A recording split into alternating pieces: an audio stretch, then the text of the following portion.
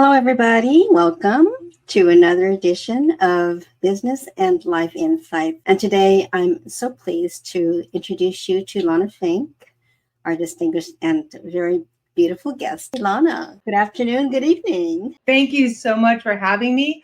I'm thrilled to be here today. Yes, and we're thrilled to have you too. You're a communications and TEDx coach, and so many of my viewers and listeners out there are really still grappling with the idea of how to speak effectively, leading a company, leading a department, moving people in a public speaking setting, being a keynote speaker. Those are all, I think, on a lot of our leaders' bucket lists of things to do and be and to accomplish and master.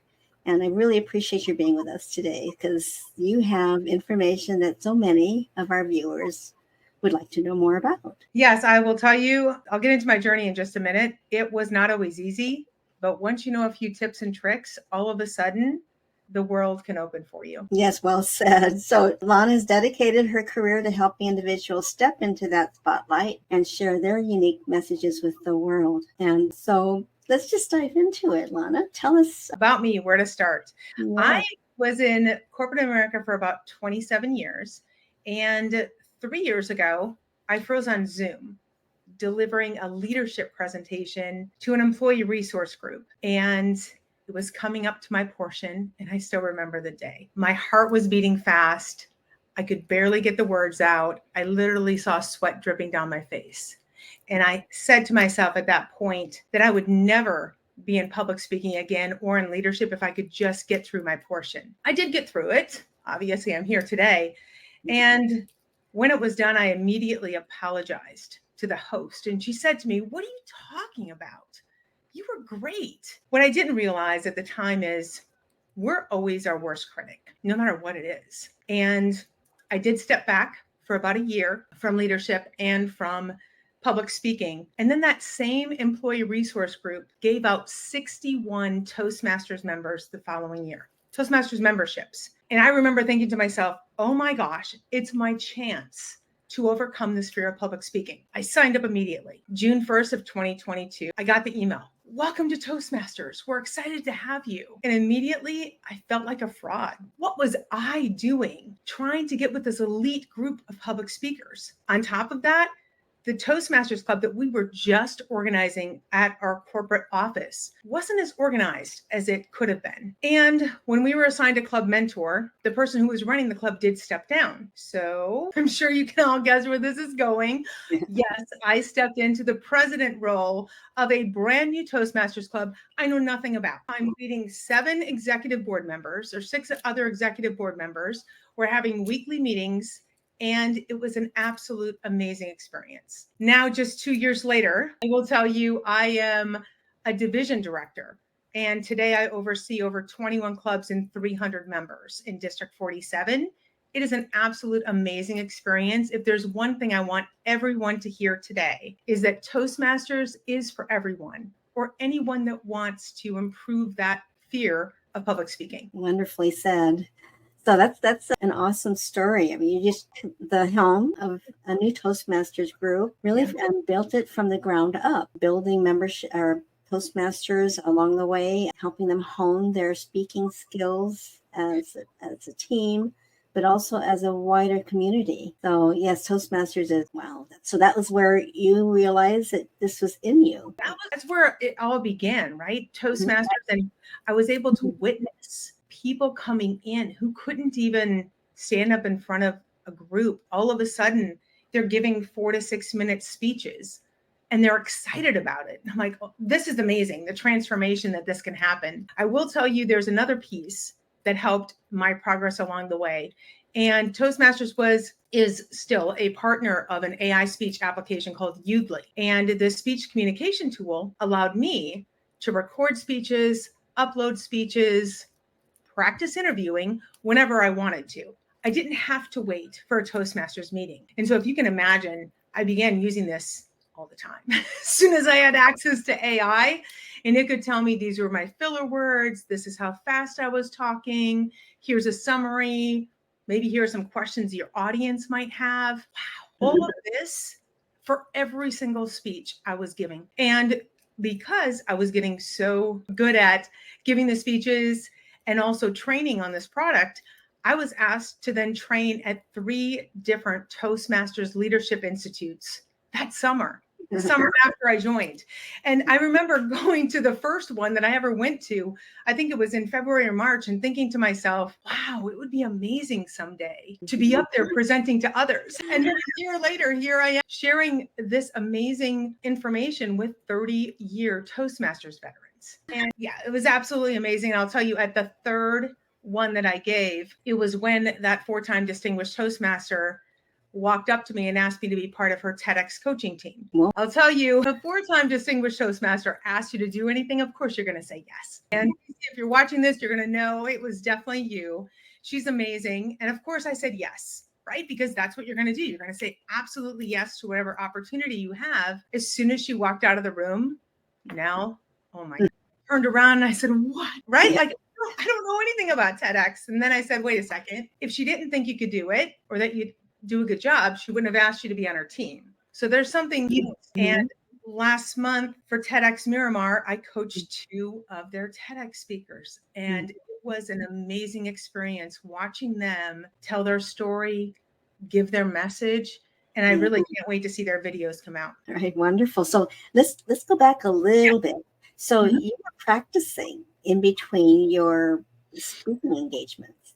And you're using a tool that helped you analyze your delivery. And then you were able to hone and fine tune your delivery using an AI-enabled tool. How is that different than you were speaking between that and speaking in front of a live audience? It allows you to practice in a non-judgmental format, right? Because it's a computer. And so it's giving you the analytics. Now, when you go to speak in front of a keynote, you are going to want to slow down a little bit so that the audience is with you.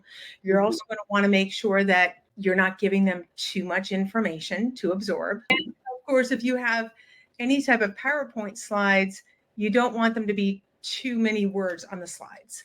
Yes. It's almost better to have a picture and then paint the picture with your words to match. Then they're going to listen to you versus try to read ahead.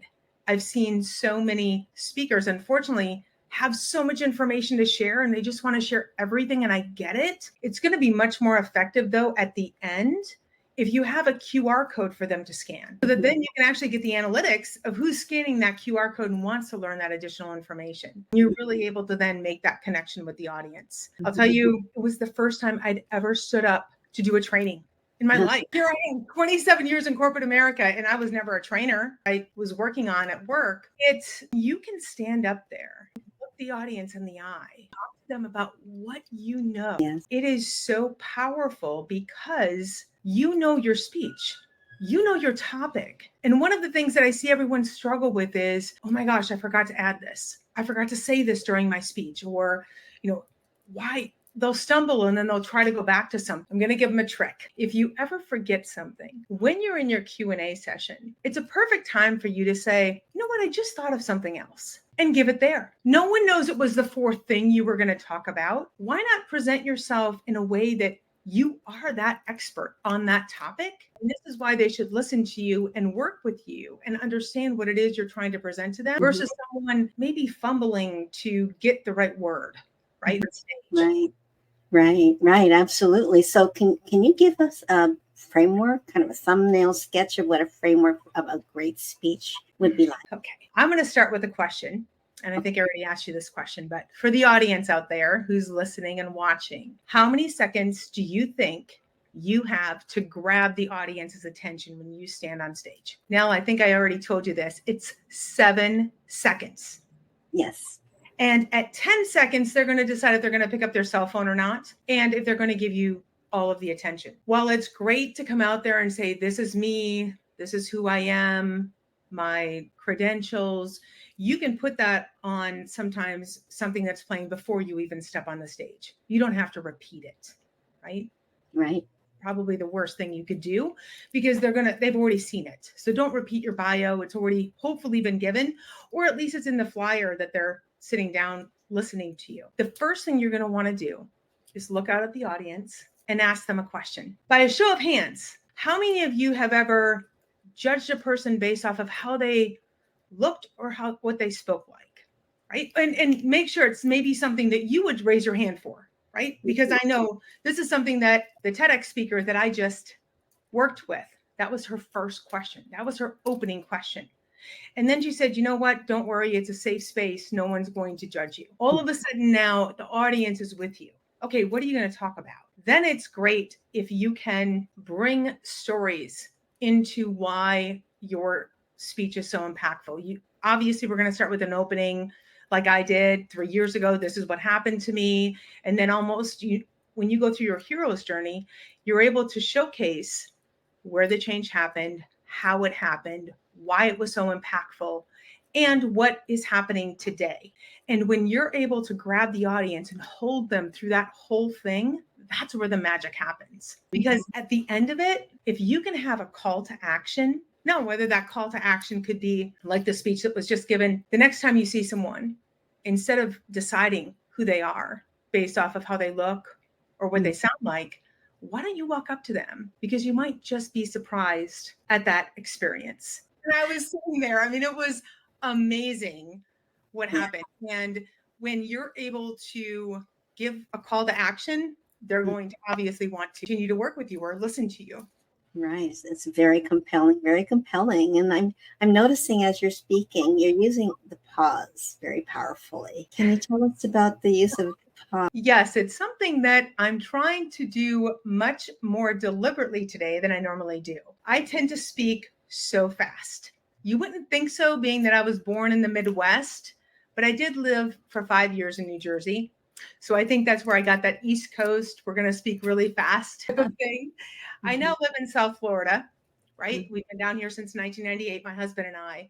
And the reason the pause is so important is because it also gives the audience a chance to think or even to respond. A trick that our past district director gave us was, if you're ever quite not sure, or she didn't even tell us what she was doing.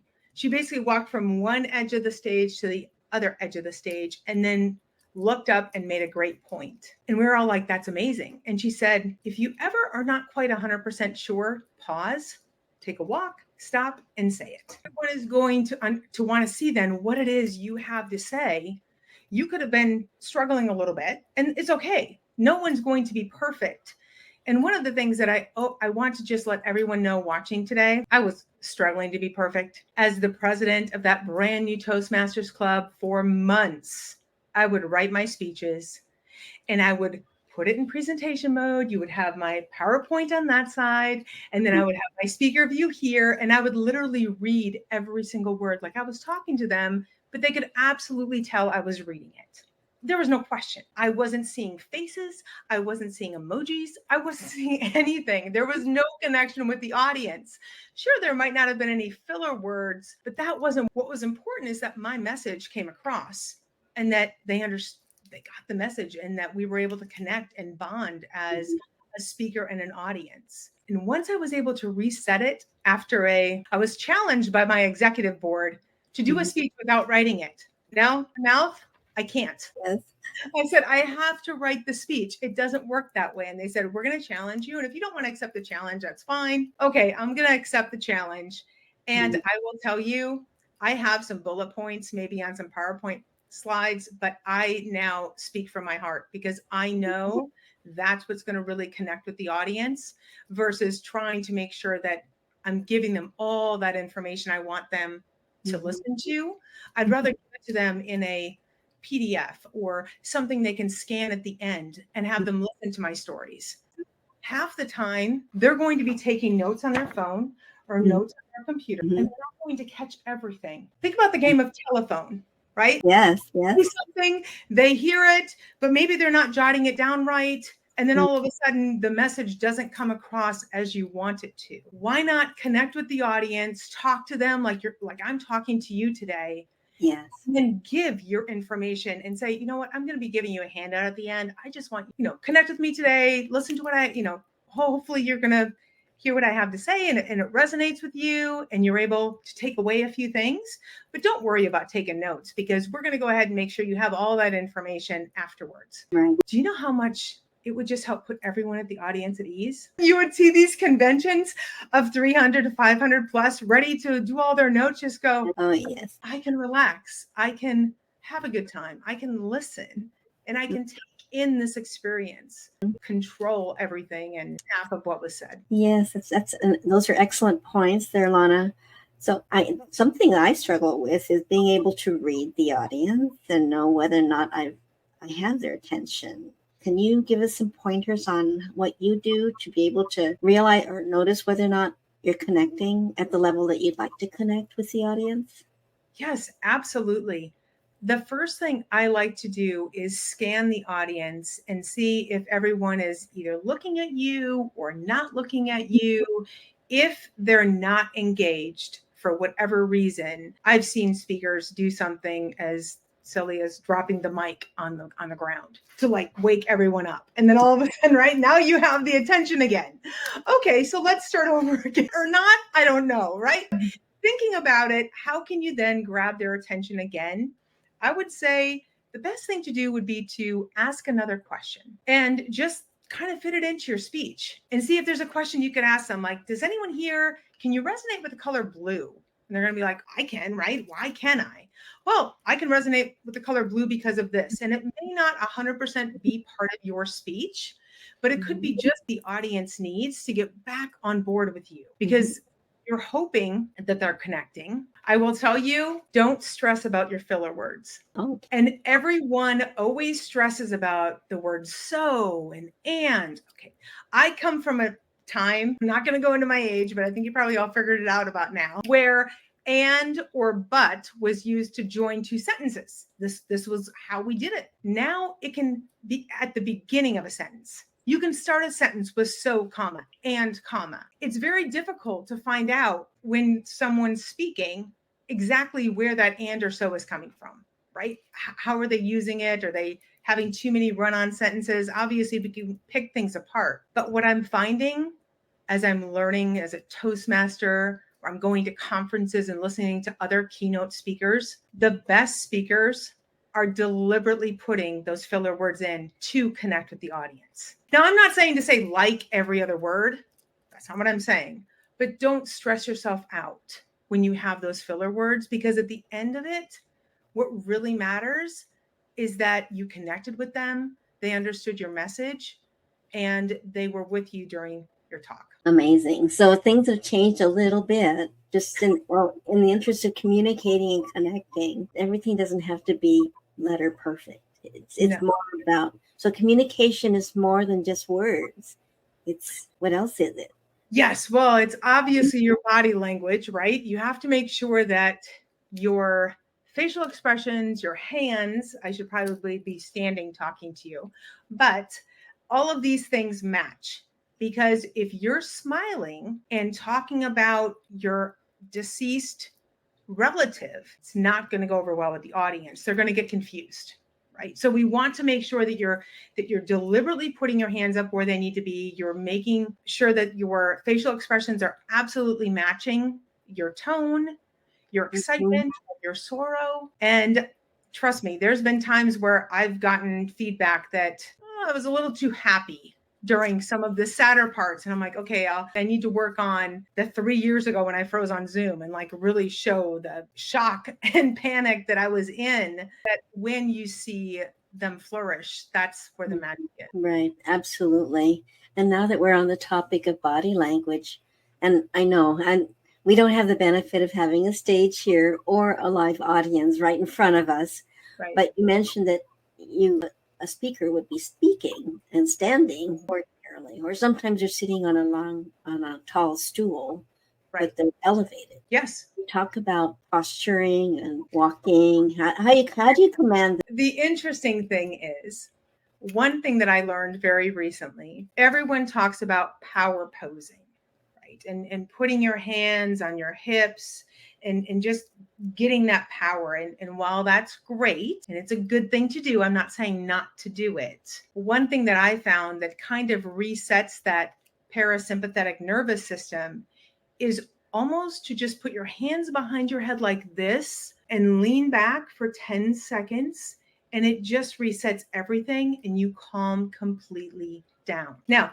the difference between putting your hands on your hips and projecting or doing that is a difference in the energy that you're going to feel with the audience, right? So when you have your hands on your hips, it's almost like you're projecting down to them. However, when your hands are behind your head, I find that I'm able to receive any energy from the audience, right? And then give it back. So there's like a back and forth.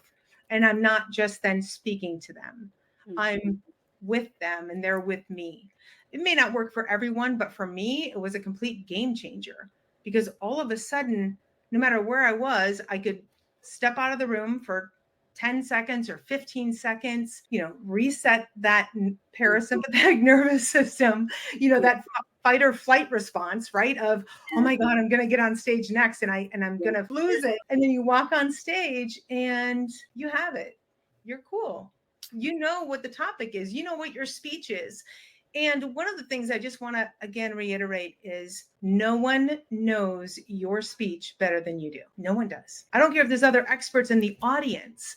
They might know the topic, but they don't know your exact speech. You're the expert on your exact speech. And if you can remember that, it's going to put you in that driver's seat being, I got this. I know I can come across in that space of absolute knowledge. I'm the expert on this topic, on my speech.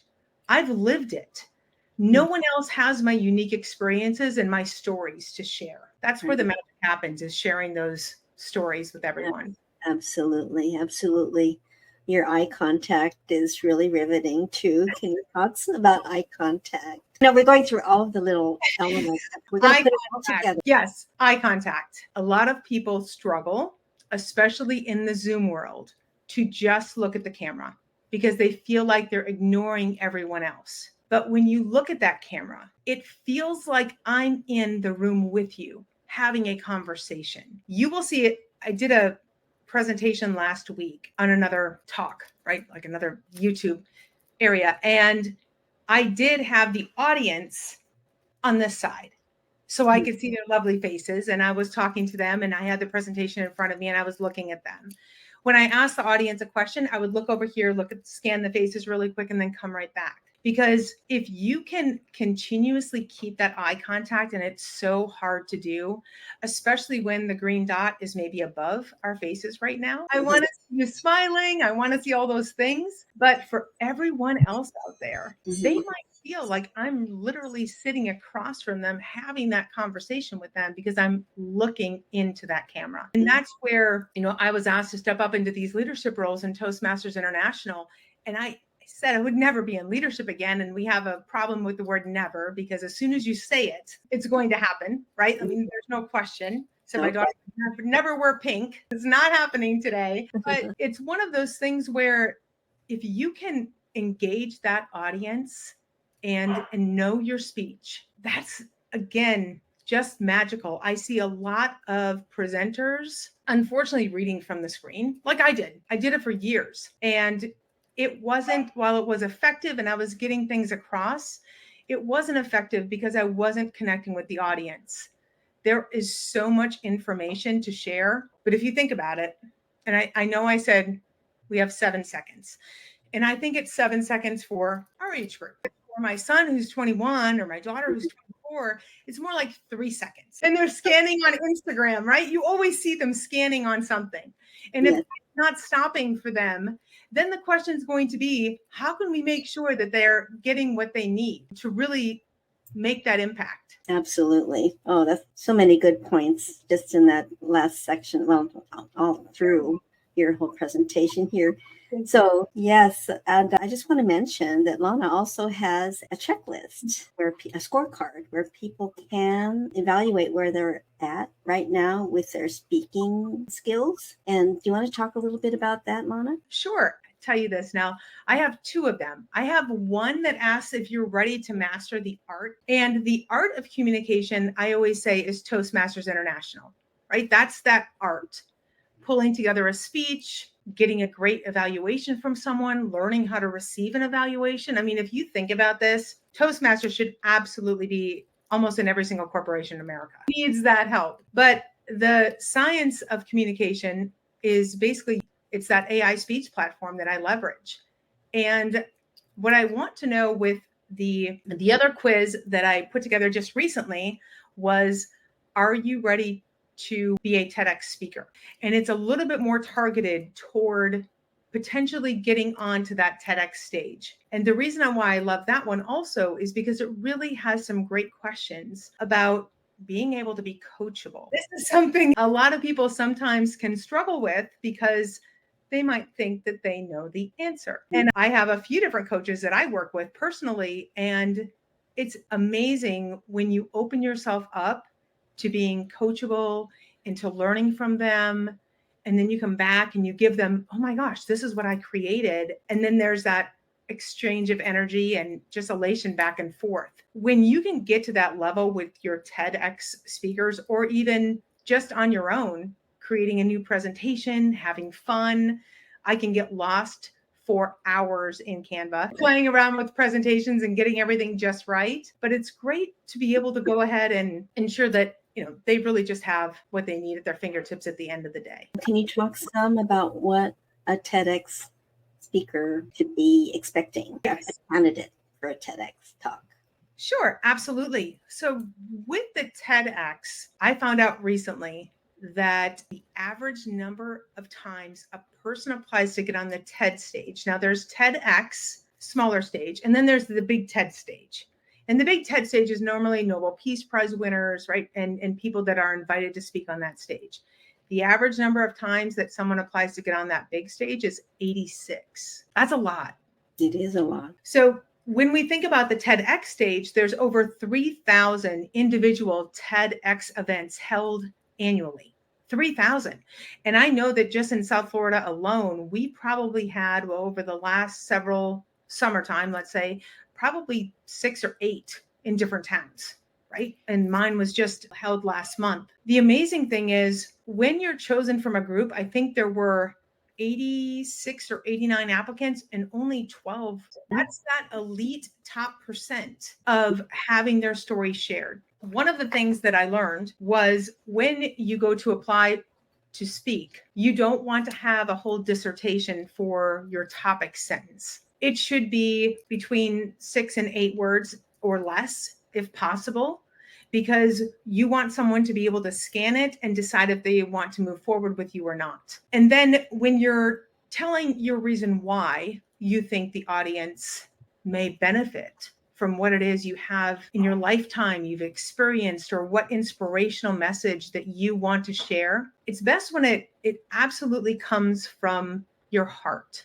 And I will tell you that so many times we're trying to work with ChatGPT to just put it in the right words. But if we take it from whatever you said and we're able to translate it in a way that TEDx or the TED team understands the significance of this and why it's important and why this could be something globally that could be phenomenal for people to watch, that's where that magic happens. I always tell speakers to not be tied to a speech when they're applying to TED. And the reason for that is because they're likely going to have to change it. So all of a sudden, if you're tied to these 6 or 7 different stories that you've told at every single keynote, and they land with the audience and everything else, the TED team has strict guidelines as to what can be included in that speech. And I've literally seen TED Talks that have a disclaimer on it that say, this, while it is a TEDx, it doesn't fall within the TED guidelines. And then it just gives you a link to the guidelines. It doesn't tell you what it doesn't fall within, right? So you want to make sure that when you're giving a TED talk, that your talk is going to be between those 12 to 15 minutes. It's going to have impact.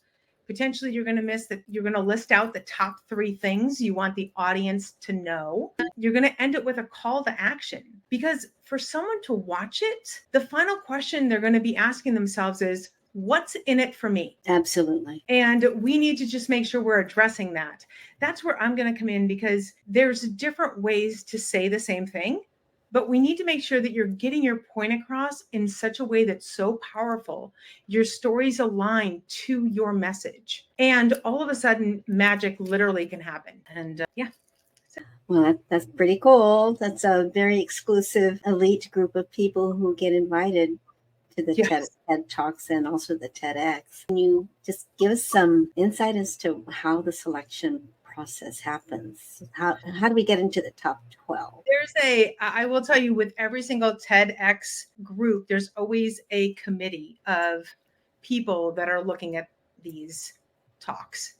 And many times they're going to see if the talks either align to their already chosen topic, right? Because they could do that. Or if they don't align, then there's also the opportunity for you or someone to apply directly to TED and not just through a specific TEDx event, right? There's two different avenues you could go into. Now, let's say I was to apply to TED directly. Even though I'm in South Florida, I could be placed at a TEDx event in Denver or in California. And then it would be up to me, the speaker, to get there. So I'd have to pay for travel and hotel and all of those types of things. It all kind of depends on what the speaker, where they want, if they want to be regional or not.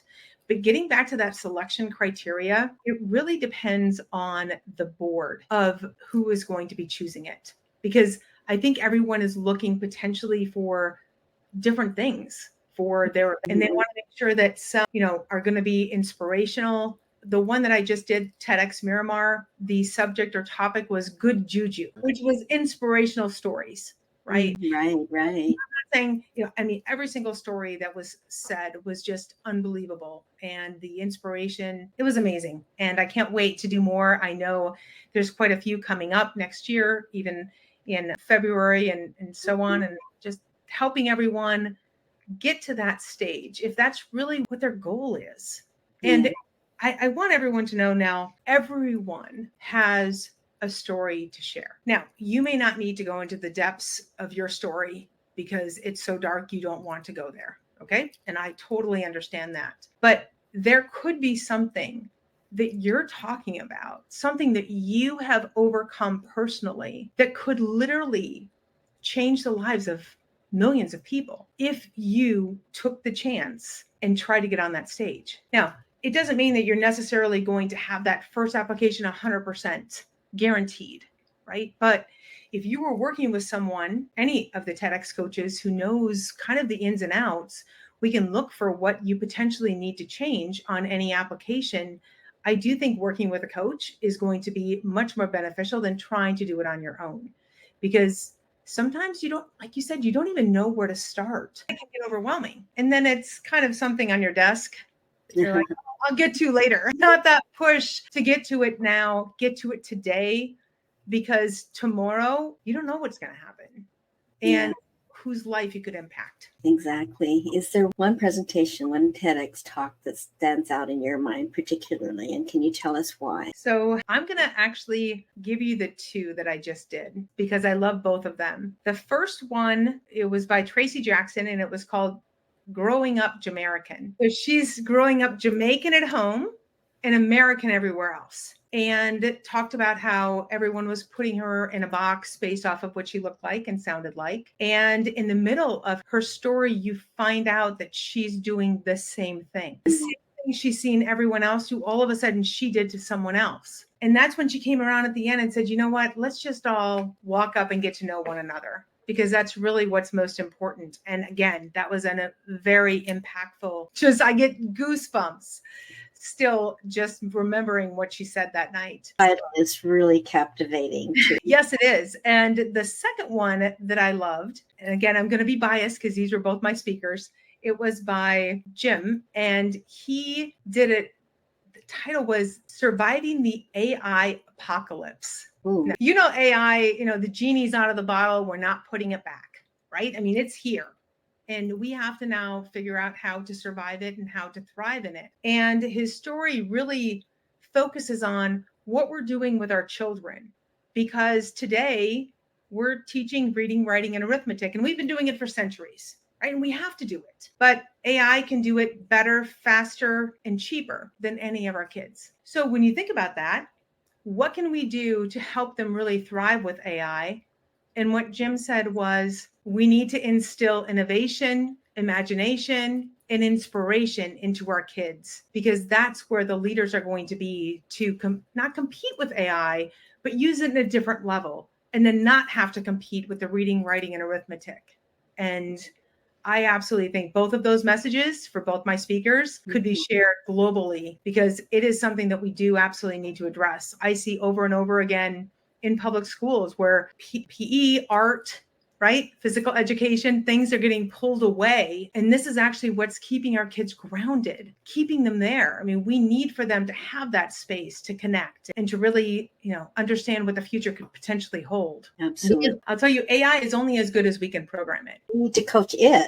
Yes. Yes, and I am really touched by the authenticity of your speakers, and coincidentally, the name of your company is Elevate Authentically. And what a great speech I think helps people do, and you've illustrated it with both of your examples, is that you change the room in some way or fashion. And with the call to action at the end, it's a nice invitation to really be part of a purpose, a cause. Absolutely. That call to action at the end is what is going to make that speech the most impactful. And when I chose Elevate Authentically, and I'll tell you, it was not easy deciding what I wanted my name to be called for my company. I truly want to work with whoever it is to authentically elevate them to their next level, whatever that level is. That level may not be a TEDx speaker, and I understand that, but that level could be you getting up in front of your church, which is something you've never done before.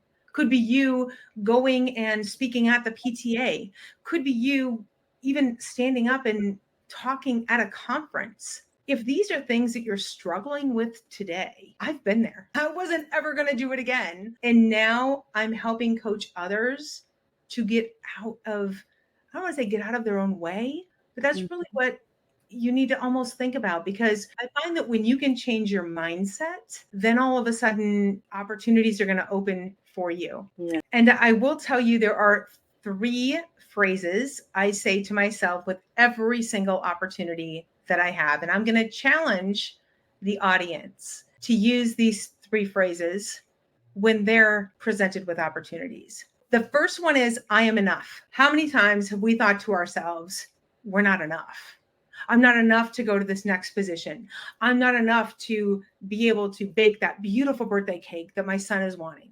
I'm not enough to find love. You are enough. So if an opportunity presents itself, know that you are enough and say to yourself, I am enough. The next phrase is, I am worthy. Now it's a little bit differently, right? Because all of a sudden the question is, why are you being presented these opportunities and not someone else? What you need to understand is the reason you're being presented those opportunities is because you're open to them, and you are worthy to get those opportunities if that's something that you absolutely want to go for. And I will tell you, the final 3 words that I say to myself now with every single opportunity I'm presented are, yes, I can. Now, I will be honest, that doesn't mean I'm going to tell you if I don't have all the answers. What I will do, though, is I'll find someone who does have the answer, or can even join a call to explain it to both of us. And I'm absolutely committed to making sure that anyone that wants to achieve that next level, whether it's a new speaking gig or standing on the TEDx stage or even talking in a congregation, they're able to do so confidently, calmly, with purpose, conviction, and just a way to make everyone connect with them. Because at the end of the day, if the audience is not connecting with you, directly with you, then you may need to adjust something that you're doing. Understand why your message is so important that they hear. So those are the 3 phrases I say to myself all the time. Oh, very enough. I'm worthy and I can do it. Yes, exactly. So I just want to remind people, just visit Lana's website at elevateauthentically.com. The tools that she mentioned, the scorecard for speakers and those who are bound for TEDx or would like to be, are on her website. You see there on the ticker tape announcement below. We've been in the TEDx world for a little bit when we're dealing with communication, how effective it is in being able to change, move a room. But what about using communication in the office setting at a business? I'm going to hone back to those 27 years in corporate America. And for quite a few of them, I was running the the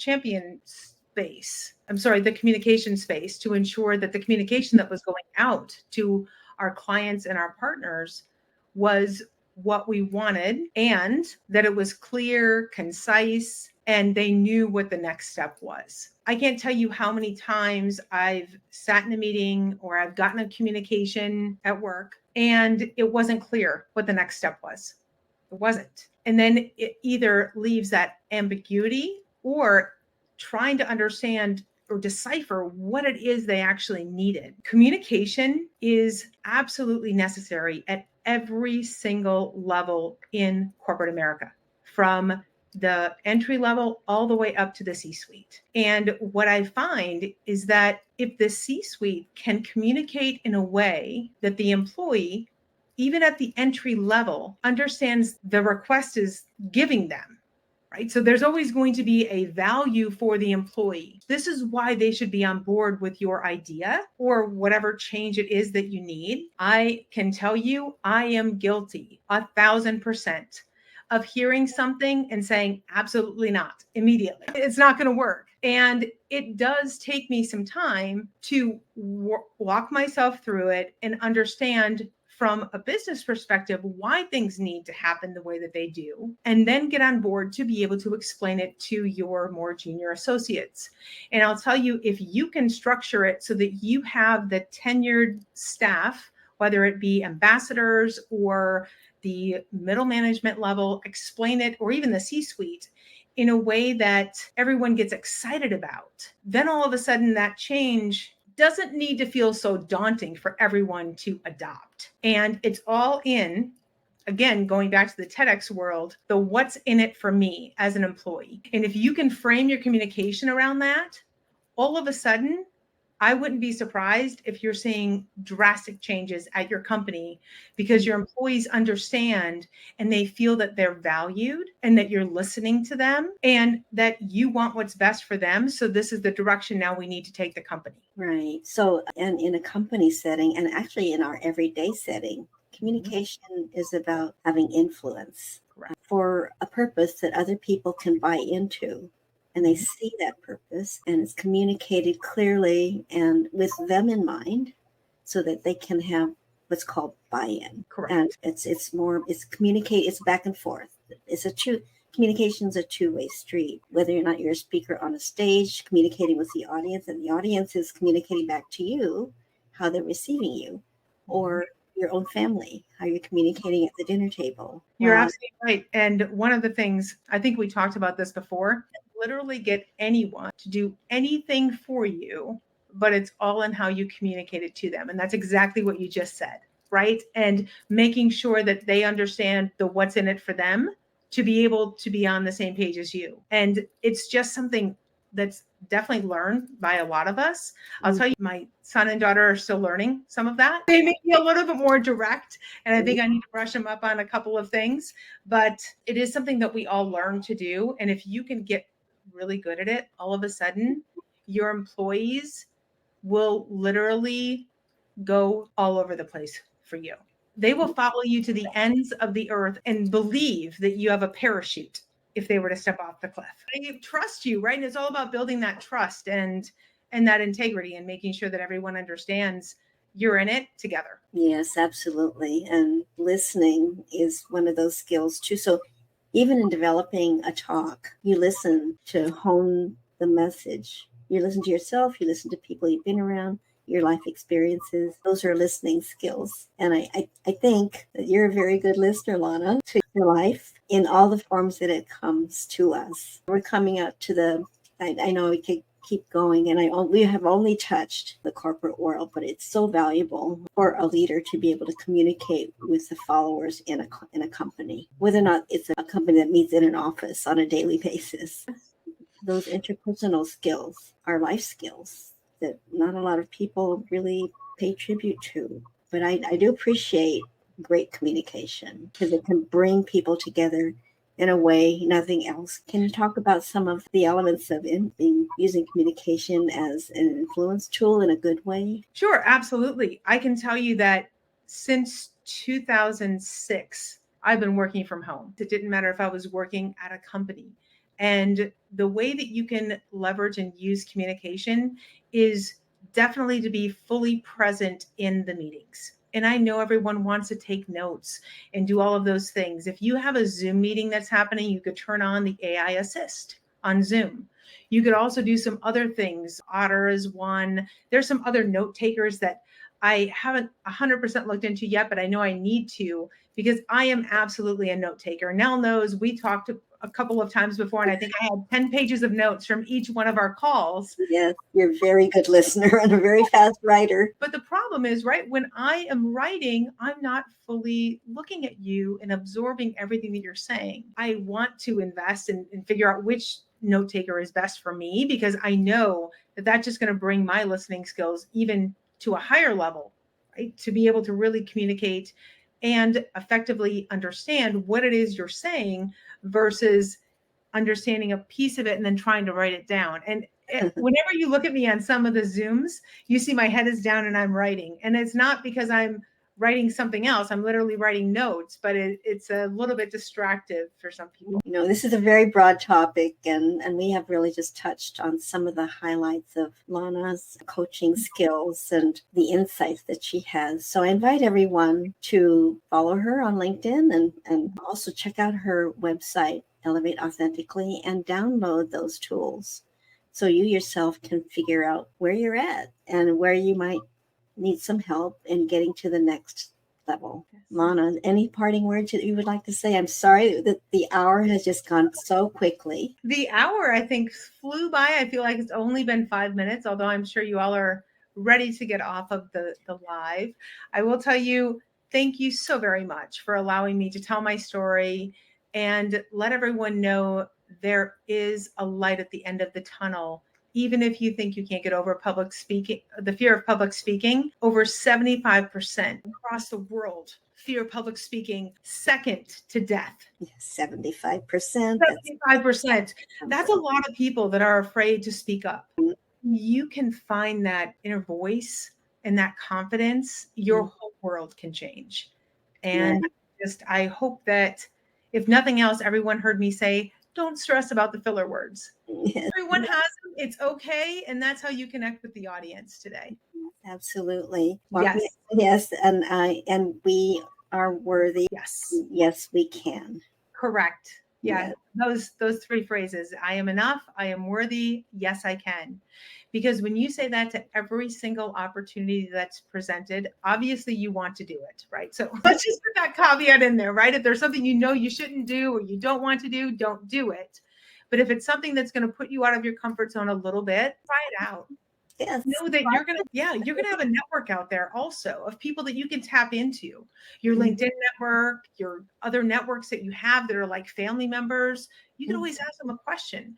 It's okay not to know everything, but it's awesome when you can try and then all of a sudden you find a piece of you that you didn't even know existed. Right. You're growing another muscle. Exactly. Yeah. All right, everyone. I just want to thank you so much. You've been so gracious and generous with your time and your talent, and you speak so beautifully. Thank you. I'm taking notes. I'm just watching you. Yes. I'd like to invite you back again. We can visit some more areas of what you do, because we've only just tapped into 1 or 2 of them. There's so much more. So thank you once again. And everyone out there too, I would like to invite you to also join us. We have another wonderful speaker next week, same time, live stream. And this time the topic is going to be writing and publishing and marketing a book. So if you have a book in you and you've put it on the sideline for a while, brush off those pages that you started writing, and join us next Wednesday, 4:00 Pacific, right here. We're going to be featuring Gwen Myers, PhD. Okay, thanks everyone. Perfect. Thank you. Thank you, Mel. Oh, thank you, Lana, so much. You're so magnificently wonderful. Yeah, I appreciate the opportunity. Seriously, thank you so much. Our pleasure. Thank you. All right. Bye, everyone. Thank you.